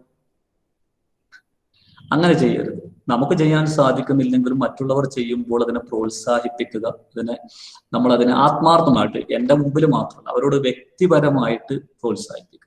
നീ ചെയ്തത് നന്നായി, നേരത്തെ വെച്ചല്ലോ, എനിക്കും നേരത്തെ വെക്കണമെന്ന് ആഗ്രഹമുണ്ട് എന്നൊക്കെ പറയാം. അങ്ങനെ ആയിരിക്കണം നമ്മുടെ മനസ്സങ്ങനെ ഒരു ലളിതമായി ചിന്തിക്കുന്ന, നിഷ്കളങ്കമായിരിക്കും. അങ്ങനെ പരസ്പരം പ്രവർത്തിക്കുന്ന, പരസ്പരം ഒരു ടീമായി പ്രവർത്തിക്കുന്ന അധ്യാപകരുണ്ടെങ്കിൽ മാത്രമേ വിദ്യാഭ്യാസ സംവിധാനം വിജയകരമായി മുന്നോട്ട് കൊണ്ടുപോകാൻ സാധിക്കും. Then creativity of teachers. അധ്യാപകരുടെ സർഗാത്മകത. നമ്മൾ നേരത്തെ ഒരു കാര്യം പറഞ്ഞിട്ടുണ്ട്. ഇപ്പോ എല്ലാ വിദ്യാലയങ്ങളിലും ഉപയോഗിക്കുന്നത് ഒരേ സിലബസ് തന്നെയാണ്, അല്ലെ? ഒരു യൂണിഫോമിറ്റി ആണ്. എന്നാൽ ആ സിലബസിലുള്ള കാര്യങ്ങൾ പഠിപ്പിക്കുന്ന സമയത്ത് ചില സ്കൂളുകളിൽ പഠിക്കുന്ന കുട്ടികൾക്ക് ഭയങ്കര രസമായിരിക്കും. എന്തുകൊണ്ടാണ്? അവിടെ പഠിപ്പിക്കുന്ന ടീച്ചർ, അവിടെ പഠിപ്പിക്കുന്ന മാഷ് ആ സിലബസിലുള്ള കാര്യങ്ങൾ വ്യത്യസ്തമായ രീതിയിലാണ് പഠിപ്പിക്കുന്നത്. മറ്റുള്ളവർ പഠിപ്പിക്കുന്നതിൽ നിന്ന് വ്യത്യസ്തമായിട്ടാണ്. ഒരു ദിവസം പഠിപ്പിക്കാൻ ഉപയോഗിക്കുന്ന മെത്തേഡല്ല അടുത്ത ദിവസം ഉപയോഗിക്കുന്നത്. രസകരമായ പുതിയ പുതിയ വ്യത്യസ്തമായ അനുഭവങ്ങൾ പകർന്നു നൽകുന്നു. എല്ലാ ദിവസവും ഒരേ അനുഭവം. നമ്മുടെ ലാംഗ്വേജ് അക്രോസ് കരിക്കുലത്തിൽ നമ്മൾ പറഞ്ഞിട്ടില്ലേ, ഒരു ദിവസം ക്ലാസ് തുടങ്ങുന്ന സമയത്ത് ഗുഡ് മോർണിംഗ് എന്ന് പറഞ്ഞ് എല്ലാ ദിവസവും ഗുഡ് മോർണിംഗ് എന്ന് പറയാം. ഒരു ദിവസം ക്ലാസ് തുടങ്ങുന്ന സമയത്ത് ഇന്ന് നല്ലൊരു ദിവസമാണല്ലോ, പുറത്ത് നല്ല വെളിച്ചമുണ്ട്, നമ്മുടെ മനസ്സുകളിലും നല്ല വെളിച്ചമുണ്ടല്ലോ എന്ന് പറഞ്ഞ് തുടങ്ങാം. അടുത്ത ദിവസം തുടങ്ങുമ്പോൾ നിങ്ങളൊക്കെ നല്ല ഉഷാറാണല്ലോ, ഇന്ന് എല്ലാവരുടെയും ചുണ്ടിൽ നല്ല പുഞ്ചിരി ഉണ്ടല്ലോ എന്ന് പറഞ്ഞു തുടങ്ങാം. അടുത്ത ദിവസം തുടങ്ങുമ്പോൾ ഇന്ന് ഞാൻ രാവിലെ വരുന്ന സമയത്ത് രസകരമായ ഒരു അനുഭവം ഉണ്ടായി എന്ന് പറഞ്ഞു തുടങ്ങാം. അതെ, ജീവിതത്തിൽ കാണുന്നതൊക്കെ ക്രിയേറ്റീവായിട്ട് ക്ലാസ് റൂമിൽ ഉപയോഗിക്കാൻ സാധിക്കുന്ന അധ്യാപകർ. നമ്മൾ സൈക്കോളജിയിൽ പറഞ്ഞിട്ടുണ്ട്, ഇൻട്രസ്റ്റ് എന്ന് പറയുന്നത് താല്പര്യവും റെഡിനെസ്സും ഒക്കെ, സന്നദ്ധതയും താല്പര്യവും ഒക്കെ പഠനത്തെ സഹായിക്കുന്ന ഏറ്റവും പ്രധാനപ്പെട്ട വേരിയബിളുകളാണ് എന്ന് നിങ്ങൾ സൈക്കോളജിയിൽ ബീന ടീച്ചർ ക്ലാസ് എടുത്തിരുന്നു അല്ലെ? Variables which influence learning. ലേണിങ്ങിനെ സഹായിക്കുന്ന വേരിയബിളുകളെ കുറിച്ച് പറഞ്ഞെടുത്ത് ലേണർ വേരിയബിൾസ് ഉണ്ട്. അവിടെ നിങ്ങൾ ആസ്പിറേഷൻ, അതുപോലെ തന്നെ പിന്നെ ഇൻട്രസ്റ്റ്, ആറ്റിറ്റ്യൂഡ്, ആപ്റ്റിറ്റ്യൂഡ് എന്നൊക്കെ കേട്ടിട്ടുണ്ടാവും. ഈ ആറ്റിറ്റ്യൂഡ്, അവർക്ക് ഇൻട്രസ്റ്റും ആറ്റിറ്റ്യൂഡും ഒക്കെ വരുന്നത് അധ്യാപകൻ ഉപയോഗിക്കുന്ന ടീച്ചർ ഫാക്ടർ ഉണ്ട്. ടീച്ചർ ഉപയോഗിക്കുന്ന മെത്തഡോളജിക്ക് അനുസരിച്ചായിരിക്കാം. ക്ലാസ്സിൽ തീരെ താല്പര്യമില്ലാത്ത ആൾ പോലും അധ്യാപകൻ വ്യത്യസ്തമായ മെത്തേഡ് ഉപയോഗിച്ച് ക്ലാസ് എടുക്കുമ്പോൾ ക്ലാസ്സിൽ താല്പര്യത്തോടെ ഇരിക്കുന്നത് കാണാം. Creativity is an important factor. Creativity of the teacher. Teaching everything in a different manner. So this is also an important factor, a significant factor behind the successful or the success of education as a system. Then comes commitment of the office staff. Office staff, non-teaching staff എന്ന് പറയുന്ന അനധ്യാപകരുടെ ആത്മാർത്ഥത. ഇപ്പൊ നിങ്ങൾ നമ്മുടെ കോളേജിലൊക്കെ നിങ്ങൾ അനുഭവിച്ചിട്ടുണ്ടോ? ശരിക്കും അനധ്യാപകർ വളരെ ആത്മാർത്ഥതയുള്ളവരാണെന്ന് നിങ്ങളുടെ നേരിട്ടുള്ള അനുഭവത്തിൽ നിന്ന് തന്നെ നിങ്ങൾക്കറിയാം. ഓഫീസിലുള്ള ആൾക്കാർക്ക് ഇവിടെ സാധാരണ UGC സ്പോൺസേർഡ് സെമിനാർ ഒക്കെ നടക്കുന്ന സമയത്ത് എല്ലാ കാര്യത്തിലും, എല്ലാ കമ്മിറ്റികളിലും സബോർഡിനേറ്റർമാരൊക്കെ ആയിട്ട് അനധ്യാപകരുണ്ടാവും. അവരൊക്കെ കഠിനാധ്വാനം ചെയ്യാറുണ്ട്. ഏത് കാര്യത്തിനും ഓടി നടക്കാനും, ഏത് പ്രോഗ്രാം വെച്ചാലും അതൊക്കെ വിജയിപ്പിക്കാനും ഒക്കെ ഓടി നടക്കുന്നത് കാണാം. അപ്പൊ അങ്ങനെ ആത്മാർത്ഥതയുള്ള ഓഫീസ് സ്റ്റാഫുകൾ. കാരണം നമ്മളെ ഈ അക്കാദമിക പ്രവർത്തനങ്ങളൊക്കെ മുന്നോട്ട് കൊണ്ടുപോകാൻ സാധിക്കുന്ന തലത്തിൽ ഉള്ള സൗകര്യങ്ങൾ ഒരുക്കി കൊടുക്കാൻ ആളുകളുണ്ട്. മാത്രമല്ല കുട്ടികളുടെ ഫീസ് അങ്ങനെയുള്ള കാര്യങ്ങളൊക്കെ വരുമ്പോൾ, കുട്ടികളെ എക്സാം വരുമ്പോൾ അതിന്റെ ഫീസ് അടക്കുന്ന കാര്യത്തിൽ, ഹോൾ ടിക്കറ്റ് എടുക്കുന്ന കാര്യത്തിൽ, അതിന്റെ പ്രിന്റ് എടുക്കുന്ന കാര്യത്തിൽ, എക്സാമിന് അപേക്ഷിക്കുന്ന കാര്യത്തിൽ, അതൊക്കെ ഭയങ്കര ടെൻഷൻ, നമുക്ക് സമ്മർദ്ദം ഉണ്ടാക്കുന്ന കാര്യങ്ങൾ. ആ സമയത്ത് നമുക്ക് റിലാക്സ് ചെയ്യാൻ സാധിക്കും, കുട്ടികൾക്ക് റിലാക്സ് ചെയ്യാൻ സാധിക്കുന്ന രീതിയിലുള്ള ഓഫീസ് സ്റ്റാഫ് കാര്യങ്ങളൊക്കെ ശരിയായ രീതിയിൽ പറഞ്ഞു കൊടുക്കാൻ. എനിക്ക് തോന്നുന്നത് നമ്മുടെ ഓഫീസിലൊക്കെ വിളിച്ചു കഴിഞ്ഞാൽ സാധാരണ ഇപ്പോൾ ഈ അഡ്മിഷനൊക്കെ നടക്കുന്ന സമയത്ത് നമ്മുടെ ഓഫീസിലേക്കൊക്കെയാണ് വിളിക്കുന്നതെങ്കിൽ വളരെ മനോഹരമായിട്ട് മറുപടി കൊടുക്കുന്നത് ചിലപ്പോൾ ഞാൻ കേൾക്കാറുണ്ട്. ഫോൺ എടുത്തു കഴിഞ്ഞാൽ വളരെ മനോഹരമായിട്ട് മറുപടി കൊടുക്കുന്നതൊക്കെ കേൾക്കാറുണ്ട്. ആ രീതിയിൽ തങ്ങളുടെ ജോലി രാവിലെ 10 മണി മുതൽ വൈകുന്നേരം 4 മണി വരെയാണ്, അത് മാത്രമേ നമ്മൾ ചെയ്യൂ എന്ന് പറഞ്ഞു നിൽക്കുന്നതിന് പകരം ഏത് കാര്യത്തിനും മുന്നിട്ടിറങ്ങാൻ തയ്യാറായിട്ടുള്ള നല്ല അർപ്പണബോധമുള്ള ഓഫീസ് സ്റ്റാഫ്, ആ ഓഫീസ് സ്റ്റാഫിന്റെ അർപ്പണബോധവും വിദ്യാഭ്യാസം ഒരു സംവിധാനം എന്ന രീതിയിൽ വിജയകരമായി കൊണ്ടുപോകാൻ സഹായിക്കുന്ന ഒരു പ്രധാനപ്പെട്ട ഘടകമാണ്. അതൊരു technical knowledge of the office staff അല്ലെ. ഇപ്പോ ഒക്കെ ടീച്ചേഴ്സിന്റെ സാലറി സ്പാർക്ക് വഴിയാണ്, കുട്ടികളുടെ ഫോമുകളൊക്കെ ചെയ്യപ്പെടുന്നത് ഓൺലൈനായിട്ടാണ്. ഈ ഗ്രാൻസ് എന്നൊക്കെ പറഞ്ഞിട്ട് സ്കോളർഷിപ്പുകളും മറ്റുമൊക്കെ ഓൺലൈനായിട്ടാണ്. You can see different scholarships are provided to students, and I think our librarian has got the duty of doing all the things for the students, for getting their deserved scholarships, and all such things need some technical knowledge. And you know, our librarian has got some technical knowledge, and he does all the things for you to make you able to get your scholarships. So, and now administration also has become something. E-administration is there. Everything is done on system. So each and every member of the office staff should be technically well equipped, well equipped, or they should have some technical knowledge. It's also a factor. നല്ല സാങ്കേതിക പരിജ്ഞാനം ഉണ്ടായിരുന്നു. എല്ലാം ഇപ്പോൾ administration ഒക്കെ ഓൺലൈനാണ്. അത്തരം ഒരു പരിസ്ഥിതിയിൽ അവർ ചെയ്യേണ്ട കാര്യങ്ങളെ കുറിച്ചുള്ള സാങ്കേതിക പരിജ്ഞാനം ഇല്ലെങ്കിൽ നമ്മുടെ കോളേജിൽ ചിലപ്പോൾ മറ്റ് കോളേജുകളിൽ നിന്ന് പോലും സംശയങ്ങൾ തീർക്കാൻ വേണ്ടി ആളുകൾ വരാറുണ്ട്. നമ്മുടെ കോളേജിലെ ഹെഡ് അക്കൗണ്ട് താജുദ്ദീനൊക്കെ സമീപിക്കാറുണ്ട്. ഇപ്പൊ സാലറി ആയിട്ട് ബന്ധപ്പെട്ട കാര്യങ്ങൾ, കുട്ടികളുടെ ഗ്രാൻസുമായിട്ട് ബന്ധപ്പെട്ട കാര്യങ്ങളൊക്കെ വരുമ്പോൾ നമ്മുടെ കോളേജിലുള്ള ലൈബ്രറിനൊക്കെ മറ്റു കോളേജുകളിൽ നിന്നൊക്കെ ബന്ധപ്പെടാറുണ്ട്. അത് സാങ്കേതിക പരിജ്ഞാനം കൂടി വേണം. ഇതെങ്ങനെ ചെയ്യണം, എപ്പോൾ ചെയ്യണം, എങ്ങനെയാണ് അപേക്ഷിക്കേണ്ടത്, ഏതൊക്കെ ഡോക്യുമെന്റുകളാണ് അപ്ലോഡ് ചെയ്യേണ്ടത് എങ്ങനെയാണ്, അതിന്റെ ഫോർമാറ്റ് എന്താണ്, PDF ആണോ, PDF ആണെങ്കിൽ അതിന് എത്ര സൈസ് ഉണ്ടായിരിക്കണം, ആ സൈസ് എങ്ങനെ ചുരുക്കണം എന്നൊക്കെ അറിയണം. ആ ഒരു പരിജ്ഞാനമുള്ള ഓഫീസ് സ്റ്റാഫും വിദ്യാഭ്യാസം ഒരു സംവിധാനം എന്ന രീതിയിൽ വിജയപ്രദമായി കൊണ്ടുപോകാൻ സഹായിക്കുന്ന ഒരു ഘടകമാണ്. Then academic knowledge of the office staff. നമ്മൾ നേരത്തെ പറഞ്ഞ സാങ്കേതിക പരിജ്ഞാനം പോലെ തന്നെ ഇപ്പോ ഏതൊക്കെ എങ്ങനെയാണ് പരീക്ഷക്ക് അപ്ലൈ ചെയ്യേണ്ടത്, ഏതൊക്കെ പരീക്ഷകളാണ് വരുന്നത്, ഒരു പരീക്ഷയുടെ സമയം എത്രയാണ്. അപ്പൊ നമ്മുടെ ഇവിടുത്തെ പരീക്ഷയുടെ കാര്യങ്ങളൊക്കെ ചെയ്യുന്നത് നിസ്സാറാണ്, ആരും ഇടപെടേണ്ടി വരാറില്ല. അവനൊക്കെ അറിയാം എങ്ങനെ ചെയ്യണം, ആരെ ബന്ധപ്പെടണം, യൂണിവേഴ്സിറ്റിയിൽ ആരെ ബന്ധപ്പെടണം, എപ്പോഴാണ് ക്വസ്റ്റ്യൻ പേപ്പർ വരിക, ക്വസ്റ്റ്യൻ പേപ്പർ വന്നാൽ എന്ത് ചെയ്യണം, എങ്ങനെയാണ് ഇൻവിജിലേറ്റേഴ്സിനെ നിയമിക്കേണ്ടത്, ഇൻവിജിലേറ്റേഴ്സിന് എന്തൊക്കെ നിർദ്ദേശങ്ങൾ കൊടുക്കണം, ഒക്കെ അവനറിയാം. ആരും കാര്യമായിട്ട് ഇടപെടേണ്ട ആവശ്യം വരാറില്ല. So academic knowledge of the office staff. നമ്മുടെ കോളേജിൽ നടക്കുന്ന കോഴ്സിന്റെ നേച്ചർ, ആ കോഴ്സുമായിട്ട് ബന്ധപ്പെട്ട് എന്തൊക്കെ പേപ്പറുകളുണ്ട്, ഏതൊക്കെ സമയത്താണ് ഇതിന്റെ എക്സാം നടക്കുന്നത്, ആ കോഴ്സിലുള്ള പേപ്പറിലെ ടോപ്പിക്സ് ഒന്നും അവർ അറിയണമെന്നില്ല. എന്നാൽ ആ പേപ്പറുകൾ, ഒരു പേപ്പർ ഏത് മാർക്കിന്റെ പേപ്പറാണ്, അത്ര മാർക്കിന്റെ പേപ്പറിന് എത്ര മണിക്കൂറാണ് എക്സാം എന്നൊക്കെ അവർക്ക് അറിയാമെങ്കിൽ അത് കുറച്ചുകൂടെ അനായാസേന കാര്യങ്ങൾ ചെയ്യാൻ സഹായിക്കും. സോ അക്കാദമികപരമായിട്ടുള്ള അറിവ്, ഓഫീസ് സ്റ്റാഫിന്റെ അക്കാദമികപരമായിട്ടുള്ള അറിവ് ഈ ഒരു കാര്യത്തിൽ വളരെ പ്രധാനപ്പെട്ടതാണ്. Then another stakeholder related to education as a system is parents. ഇത് പിന്നെ ഞാൻ അധികം നിങ്ങളോട് പറയേണ്ട ആവശ്യമില്ല. ആക്റ്റീവ് ഇൻവോൾവ്മെന്റ് ഓഫ് പാരന്റ്സ്, പ്രത്യേകിച്ച് കുട്ടികളുടെ, മുതിർന്ന ഇപ്പൊ നിങ്ങളുടെ B.Ed കോഴ്സിൽ ഇപ്പൊ പാരന്റ്സിന്റെ സജീവമായിട്ടുള്ള ഇടപെടലുകൾ ഉണ്ടാകണമെന്നില്ല. എന്നാൽ കൊച്ചു കുട്ടികളുടെ കാര്യത്തിൽ പാരന്റ്സിന്റെ സജീവമായ ഇടപെടലുകൾ ഉണ്ടാകണം, അല്ലെ? ഇപ്പൊ കുട്ടികൾക്ക് എന്തെങ്കിലുമൊക്കെ സൗകര്യങ്ങൾ ചെയ്തു കൊടുക്കണം, അതിനെക്കുറിച്ചൊക്കെ അറിയാൻ ഇടക്കിടക്ക് അധ്യാപകരെ ബന്ധപ്പെടാൻ, കുട്ടിയുടെ പ്രോഗ്രസ് അറിയാൻ, എല്ലാ കാലത്തും ഇപ്പോ ഒരു തമാശക്ക് പണ്ട് പറയാറുണ്ട്, മുമ്പ് ഒരു കുട്ടി പോയിട്ട് വീട്ടിൽ പോയിട്ട് പറഞ്ഞു എനിക്ക് ടൈം ടേബിൾ വാങ്ങാൻ പൈസ വേണം. അപ്പോ അപ്പോ കുട്ടിയുടെ വിദ്യാഭ്യാസ കാലത്തൊന്നും ശ്രദ്ധിക്കാത്ത, വിദ്യാഭ്യാസത്തെ കുറിച്ചൊന്നും അറിയാത്ത ഒരാളാണെങ്കിൽ വേഗം പൈസ എടുത്ത് കൊടുക്കും.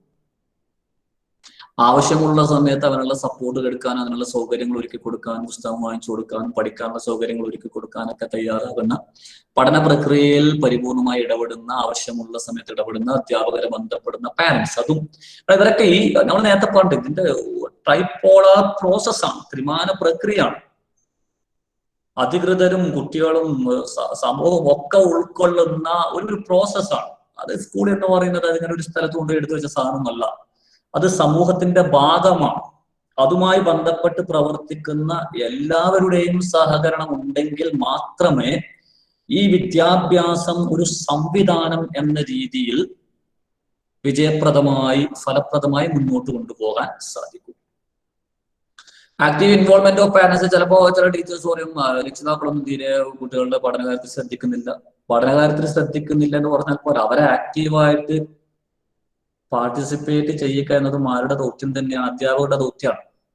അവർക്ക് ചിലപ്പോൾ അറിയില്ലായിരിക്കാം എന്റെ കുട്ടിയുടെ വിദ്യാഭ്യാസ കാര്യത്തിൽ ഞാൻ എന്ത് ചെയ്യുന്നൊന്നും അവർക്ക് അറിയില്ലായിരിക്കാം.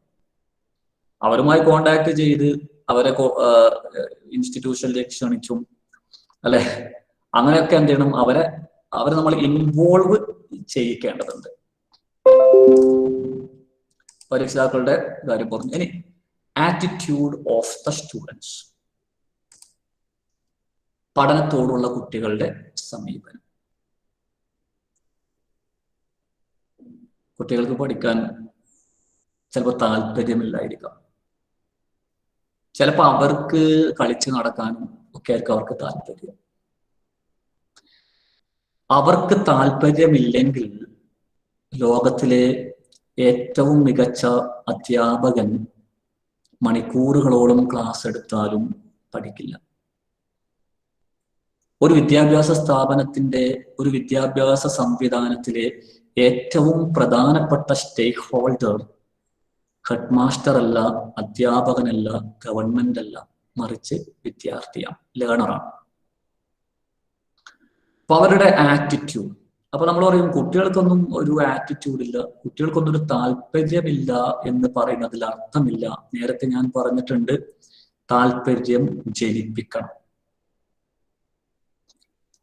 താല്പര്യം ജനിപ്പിക്കേണ്ടത് അധ്യാപകരുടെ കടമയാണ്. അത് ക്ലാസ് എടുക്കുമ്പോഴുള്ള മനോഹരമായ മെത്തേഡുകളിലൂടെ അവരോട് നല്ല സ്നേഹത്തോടെ പെരുമാറിയിട്ട് ഒക്കെ അത് ഉണ്ടാക്കിയെടുക്കണം. പഠനത്തോടുള്ള ഒരു താല്പര്യം, അവർക്കൊരു പോസിറ്റീവ് ആറ്റിറ്റ്യൂഡ് ഉണ്ടാക്കിയെടുക്കണം. പഠിക്കുന്നതിലൂടെ പിൽക്കാലത്ത് ഒരുപാട് നേട്ടങ്ങൾ ഉണ്ടാക്കാം എന്നൊരു ആറ്റിറ്റ്യൂഡ് ഉണ്ടാക്കിയെടുക്കണം. പഠിച്ചു വളർന്ന ആളുകളെ കുറിച്ച് പറഞ്ഞു കൊടുത്തുകൊണ്ട് അവർക്ക് അതിനോടൊരു താല്പര്യം ജനിപ്പിക്കണം. ഇവിടെ ആറ്റിറ്റ്യൂഡ് ഓഫ് ദ സ്റ്റുഡൻസ് എന്ന് പറഞ്ഞിട്ട് കുറെ താല്പര്യമില്ലാത്ത കുട്ടികളാണ്, അതുകൊണ്ട് നമ്മൾ വിദ്യാഭ്യാസ സംവിധാനത്തിന്റെ വിജയപ്രദമായ നടത്തിപ്പിന് വേണ്ട താല്പര്യം അവർക്കില്ല, പിന്നെ ഞാൻ കമ്മിറ്റഡ് ആയിട്ട് എന്താണ് വേണ്ടത് എന്നല്ല ചോദിക്കേണ്ടത്. But if you are committed, if you are A committed teacher, then you must be create, or you must create interest in your students. If your students have got some negative attitude towards education, and it is your duty to create, or it is your duty to change that negative attitude into positive attitude. ഈ പഠനത്തോടൊരു താല്പര്യമില്ലാത്ത ചില വിദ്യാർത്ഥികൾ മഹാന്മാരായ ചില അധ്യാപകരുടെ ഇൻഫ്ലുവൻസിന്റെ ഫലമായിട്ട് ചിലപ്പോ അത്ഭുതകരമായ രീതിയിൽ മാറുന്നത് കാണാറുണ്ട്. Maybe some turning point.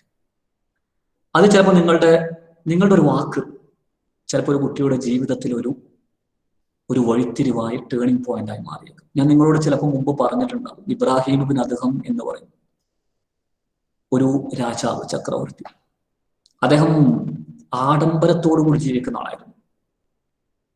ഒരു ദിവസം അദ്ദേഹത്തിന്റെ 10 മക്കയിൽ അദ്ദേഹത്തിന്റെ വേലക്കാരി റൂമടിച്ച് വാരുന്നതിന്റെ ഇടയിൽ 10 മെത്തിലൊന്ന് കയറി കടന്നു. രാജാവ് തിരിച്ചു വന്നു, കണ്ടു, അടി കൊടുക്കാൻ പറഞ്ഞു, നല്ല അടി കൊടുത്തു. അപ്പൊ ഈ പെൺകുട്ടി കരയാൻ തുടങ്ങി, കുറെ കരഞ്ഞു. അപ്പൊ രാജാവ് ചോദിച്ചു, ഞാൻ ഒരു ചെറിയ അടി തരുമ്പോഴേക്കും ഇത്രയൊക്കെ കരയാനുണ്ടോ എന്ന് ചോദിച്ചപ്പോൾ ആ പെൺകുട്ടി പറഞ്ഞു, ഒരു 10 മിനിറ്റ് സമയത്തേക്ക്, ഇത്ര കുറച്ച് സമയത്തേക്ക് പട്ടുമത്തയിൽ കടന്ന എനിക്ക് ഇങ്ങനെ ഒരു ശിക്ഷയാണ് ലഭിച്ചതെങ്കിൽ സ്ഥിരമായി പട്ടുമത്തയിൽ കിടന്ന് ആഡംബരത്തോടെ ജീവിക്കുന്ന എൻ്റെ രാജാവിന് ദൈവത്തിന്റെ അടുത്ത് എന്തൊരു ശിക്ഷയായിരിക്കും ലഭിക്കുക എന്ന് ആലോചിച്ചിട്ടാണ് ഞാൻ കരഞ്ഞത് എന്ന് പറഞ്ഞപ്പോൾ അദ്ദേഹം കൊട്ടാരം വിട്ടിറങ്ങി ഒരു ഫക്കീറായി ജീവിച്ചു എന്നാണ്, ഒരു ദരിദ്രനായി ജീവിച്ചു എന്നാണ്. ആ ഒരു വേലക്കാരിയുടെ ആ ഒരു വാക്ക് ഇന്നും ആത്മീയ രംഗത്ത് ലോകത്തുള്ള ആളുകളൊക്കെ എപ്പോഴും ഓർക്കുന്ന, ദൈവത്തോടുള്ള ഭക്തിയുടെ കാര്യത്തിൽ ലോകത്ത് ഇന്നും പ്രസിദ്ധനായിരിക്കുന്ന അദ്ദേഹത്തിന്റെ ജീവിതത്തെ മാറ്റിമറിച്ചത് ആ വേലക്കാരുടെ ഒരു വാക്കായിരുന്നു. അപ്പൊ കുട്ടികളുടെ താല്പര്യം, അവരുടെ പോസിറ്റീവ് ആറ്റിറ്റ്യൂഡ് ഏറ്റവും പ്രധാനപ്പെട്ടതാണ്.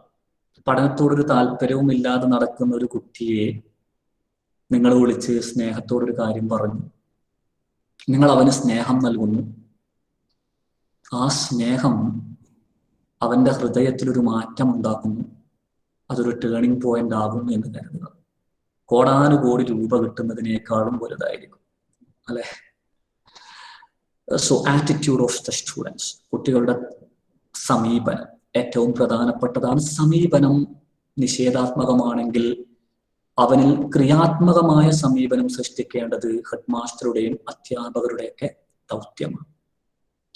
പ്രശസ്തരായ ആളുകളെ കൊണ്ടുവന്നും അവരൊക്കെ പ്രസംഗിക്കുമ്പോൾ അവർക്ക് ഇങ്ങനെ പ്രസംഗിക്കാൻ സാധിക്കുന്നത് അവർക്ക് വിദ്യാഭ്യാസം ലഭിച്ചത് കൊണ്ടാണ് എന്നൊക്കെ അവർക്ക് പറഞ്ഞു കൊടുത്തുകൊണ്ട് അവരുടെ മനസ്സിൽ വിദ്യാഭ്യാസത്തോടുള്ള ഒരു അനുകൂല സമീപനം നമ്മൾ സൃഷ്ടിക്കേണ്ടതുണ്ട്.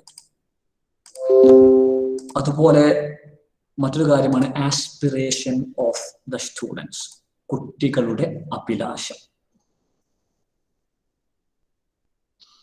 എന്തെങ്കിലുമൊക്കെ ആകണമെന്ന ആഗ്രഹം ഉണ്ടെങ്കിൽ മാത്രമേ ആളുകൾ പഠിക്കൂ, അല്ലെ?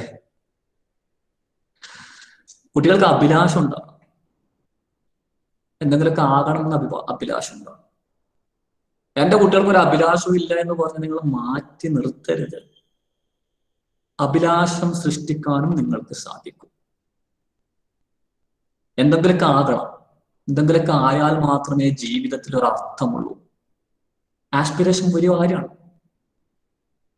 ആസ്പിറേഷൻ, അഭിലാഷം, എന്തെങ്കിലുമൊക്കെ ആകണമെന്ന് ആഗ്രഹം ഉണ്ടാകുമ്പോൾ അപ്പൊ നമ്മൾ എന്തിനാണ് ഇപ്പൊ നമ്മൾ കുറെ കോഴ്സുകളൊക്കെ ചെയ്തു. എന്തുകൊണ്ടാണ്? നമുക്കൊരു മികച്ച അധ്യാപകനാകണമെന്ന് ആഗ്രഹം ഉള്ളതുകൊണ്ടാണ്. അഭിലാഷം വേണം ജീവിതത്തിൽ. ഇപ്പോൾ അഭിലാഷം ഉണ്ടായിരിക്കണം. അല്ലെങ്കിൽ നമുക്ക് നിരാശയാണെങ്കിൽ, ഒന്നിനോടും താല്പര്യം, നിസ്സംഗതയാണെങ്കിൽ, ഇൻഡിഫറൻസ് ആണെങ്കിൽ ഒന്നും ചെയ്യാൻ തോന്നില്ല. അപ്പൊ അഭിലാഷം ഉണ്ടാക്കണം. അഭിലാഷം എങ്ങനെയാണ് ഉണ്ടാക്കുന്നത്? അത് ഓരോരുത്തരും ജീവിതത്തിൽ മുന്നേറിയ വഴികളെ കുറിച്ച് പറഞ്ഞു കൊടുക്കണം. അഭിലാഷം കുട്ടിക്കാലം മുതൽ വേണ്ടതില്ല. ഇനിയിപ്പോ എനിക്ക് സൃഷ്ടിക്കാൻ കഴിയുമെന്ന് ചോദിച്ചാൽ അങ്ങനെയല്ല. ഓരോ കഥകൾ പറഞ്ഞു കൊടുക്കണം. ടീച്ചേഴ്സ് കഥകൾ പറഞ്ഞു കൊടുത്തുകൊണ്ടൊക്കെ എന്ത് ചെയ്യണം? അഭിലാഷം സൃഷ്ടിക്കണം. ടെൻസിങ്ങിന്റെ കഥ പറഞ്ഞു കൊടുക്കാം നിങ്ങൾക്ക്, അല്ലെ? ആരാണ് ടെൻസിങ്? എഡ്മണ്ട് ഹിലാരിയോടുകൂടെ ഹിമാലയ പർവ്വതം കീഴടക്കിയ ആളാണ്. ലോകത്ത ഏത് മത്സര പരീക്ഷയിലും വരുന്നൊരു ചോദ്യമാണ്. ലോകത്ത് എല്ലാവർക്കും അറിയാം, കൊച്ചുകുട്ടി പോലും അറിയാം ടെൻസിങ്ങിന്. ആരായിരുന്നു ടെൻസിങ് നോർഗെ? ടെൻസിങ് നോർഗെ ശരിക്കും ഒരു കൂലിയായിരുന്നു. 15 വർഷത്തോളം ആഗ്രഹിച്ച് 15 വർഷത്തോളം കൂലിയായി നടന്നതിന് ശേഷം ടെൻസിങ് നോർഗയുടെ കുട്ടിക്കാലം മുതൽ തന്നെ എവറസ്റ്റ് കയറണം എന്നുള്ള അഭിലാഷം ഉണ്ടായിരുന്നു. അദ്ദേഹം ഒരു കൂലിയായിരുന്നു. കൂലി എന്ന് പറഞ്ഞാൽ ഈ പർവ്വതാരോഹകർ, പർവ്വതം കയറാൻ വരുന്ന ആളുകളുടെ ലഗേജ് ഒക്കെ ചുമന്ന് അവരുടെ കൂടെ പോകുന്ന ആളായിരുന്നു. അങ്ങനെ എഡ്മണ്ട് ഹിലാരിയുടെ കൂടെ ഇവർ രണ്ടുപേരും പർവ്വതാരോഹണം വിജയകരമായി പൂർത്തിയാക്കുന്നതിന് മുമ്പുള്ള ഒരു സംരംഭത്തിൽ എഡ്മണ്ട് ഹിലാരിയുടെ കൂടെ ലഗേജ് ചുമക്കുന്ന ഒരു കൂലിയായിട്ട് പോയതാണ് ടെൻസിൻ. ആ ഒരു സംരംഭത്തിൽ എഡ്മണ്ട് ഹിലാരി മരിക്കേണ്ടതായിരുന്നു. എന്നാൽ അത്ഭുതകരമായി അദ്ദേഹത്തിന്റെ ജീവിതം രക്ഷിച്ച ടെൻസിക് നോർഗയെ അടുത്ത പ്രാവശ്യം മല കയറുമ്പോൾ തന്റെ സഹപർവ്വതാരോഹകനായി എഡ്മണ്ട് ഹിലാരി കൂടെ കൂട്ടി. അങ്ങനെ ആ പ്രാവശ്യം അവർ രണ്ടുപേരും എവറസ്റ്റ് പർവ്വതത്തിന്റെ മുകളിൽ കയറി. അങ്ങനെയുള്ള കഥകളൊക്കെ പറഞ്ഞു കൊടുക്കണം. ജീവിതത്തിൽ എന്തെങ്കിലുമൊക്കെ ആകണം. നമ്മൾ മരിച്ചാലും മറ്റുള്ളവർ നമ്മെ ഓർക്കണം. നമ്മുടെ മാതാപിതാക്കൾക്ക് വേണ്ടി എന്തെങ്കിലും ചെയ്യണം. നമ്മുടെ നാട്ടുകാർക്ക് വേണ്ടി എന്തെങ്കിലും ചെയ്യണം. എല്ലാവരും നമ്മെ സ്നേഹിക്കണം. അങ്ങനെ ആകണമെങ്കിൽ നമ്മൾ ജീവിതത്തിൽ എന്തെങ്കിലുമൊക്കെ ആകണം എന്ന ഒരു ആസ്പിറേഷൻ, അഭിലാഷം കുട്ടികൾക്ക് ഉണ്ടെങ്കിൽ മാത്രമേ പഠിക്കൂ. ഞങ്ങളെ കുട്ടികൾക്ക് ഒരു അഭിലാഷവും ഇല്ല, അവരെങ്ങനെ വരുന്നു പോകുന്നു എന്ന് പറഞ്ഞിട്ട് ടീച്ചർക്ക് മാറി നിൽക്കാനൊന്നും സാധിക്കില്ല. പിന്നെ നിങ്ങൾ എന്തിനാ ടീച്ചറാക്കിയത്? നിങ്ങൾക്ക് നന്നായി പഠിക്കുന്ന, നല്ല ഇന്റലിജൻസ് ഉള്ള, നല്ല താല്പര്യമുള്ള, നല്ല അഭിലാഷമുള്ള കുറെ ആൾക്കാരെ നിങ്ങളുടെ മുമ്പിൽ ഇങ്ങനെ കൊണ്ടുവന്ന് നിർത്തിയിട്ട് അവരെങ്ങനെ പഠിപ്പിക്കാനാണെങ്കിൽ പിന്നെ നിങ്ങളോട് അവരെന്നോട് ചോദില്ലേ? അത് ആർക്കും വേണമെങ്കിലും സാധിക്കും. എന്താണ് ടീച്ചറുടെ ദൗത്യം? അഭിലാഷമില്ലാത്ത കുട്ടികളിൽ അഭിലാഷം സൃഷ്ടിച്ച് പഠനത്തോട് താല്പര്യമില്ലാത്ത കുട്ടികളെ അവരിൽ പഠനത്തോടുള്ള താല്പര്യം ജനിപ്പിച്ച് ജീവിതത്തിൽ എന്തെങ്കിലുമൊക്കെ ആകണമെന്ന് സ്വപ്നം കണ്ട് ആ സ്വപ്നത്തിനനുസരിച്ച് പ്രവർത്തിക്കുന്നവരാക്കാൻ സാധിക്കണം. അല്ലാതെ പീരീഡ് വരുന്ന സമയത്ത് ഓടിപ്പോയി ക്ലാസ് എടുത്ത് ഇറങ്ങി പിന്നെ കുട്ടികളെ കുറെ ചീത്ത പറഞ്ഞ് കുറെ അസൂയ ഉണ്ടാക്കി പരദൂഷണം പറഞ്ഞു പോകാനുള്ളതല്ല. ആസ്പിറേഷൻ എന്ന് പറയുന്നത് വിദ്യാഭ്യാസം ഒരു സംവിധാനം എന്ന രീതിയിൽ ഏറ്റവും പ്രധാനപ്പെട്ട ഒരു കാര്യമാണ്. So these are some factors which influence education as a system. ഇത്രയുമാണ് ഈ വിഷയത്തെ കുറിച്ച് പറയാനുള്ളത്. ഇത് പരീക്ഷയ്ക്ക് എഴുതാൻ വേണ്ടി മാത്രമല്ല. ഇതിൽ പറഞ്ഞ പോയിന്റുകളൊക്കെ നിങ്ങൾ ഹൃദയത്തിൽ കുറിച്ചു വെച്ചോളൂ. അപ്പോ കമ്മിറ്റഡ് ആയിരിക്കണം. ഒരു വിദ്യാഭ്യാസ സ്ഥാപനത്തിലേക്ക് എല്ലാം കോർഡിനേറ്റ് ചെയ്യാൻ സാധിക്കും. ഹെഡ് മാസ്റ്റർ തന്നെ നിങ്ങൾ ആകണമെന്നില്ല. നിങ്ങളുടെ ചിരി കൊണ്ട്, സ്നേഹത്തോടെയുള്ള ചിരിയായിരിക്കണം.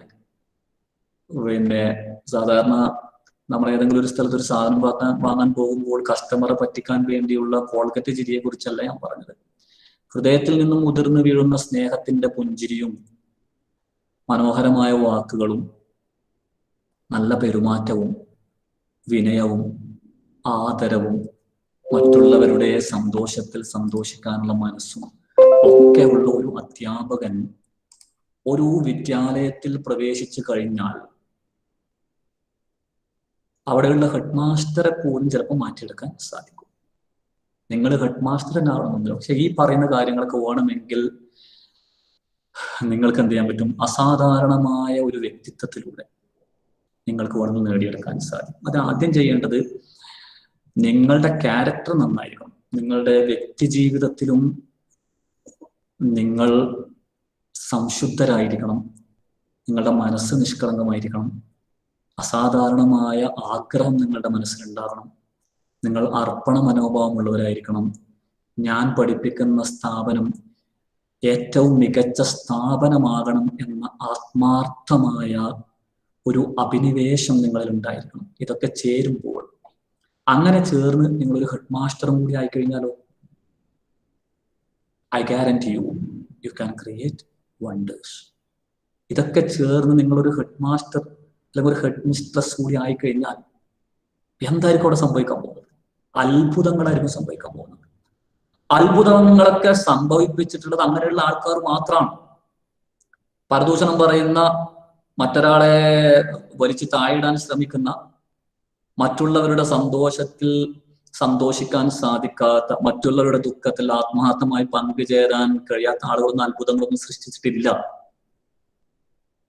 അത്ഭുതങ്ങൾ സൃഷ്ടിച്ചവരൊക്കെ ഇങ്ങനെയുള്ള ആളുകളാണ്. So let us stop the discussion, and if you have got some doubts, you can just ask. So if you have to tell something about the topic, you can tell me. We have got 10 more minutes. Yeah, right.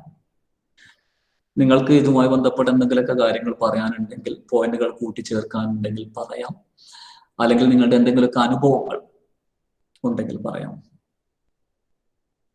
Yes.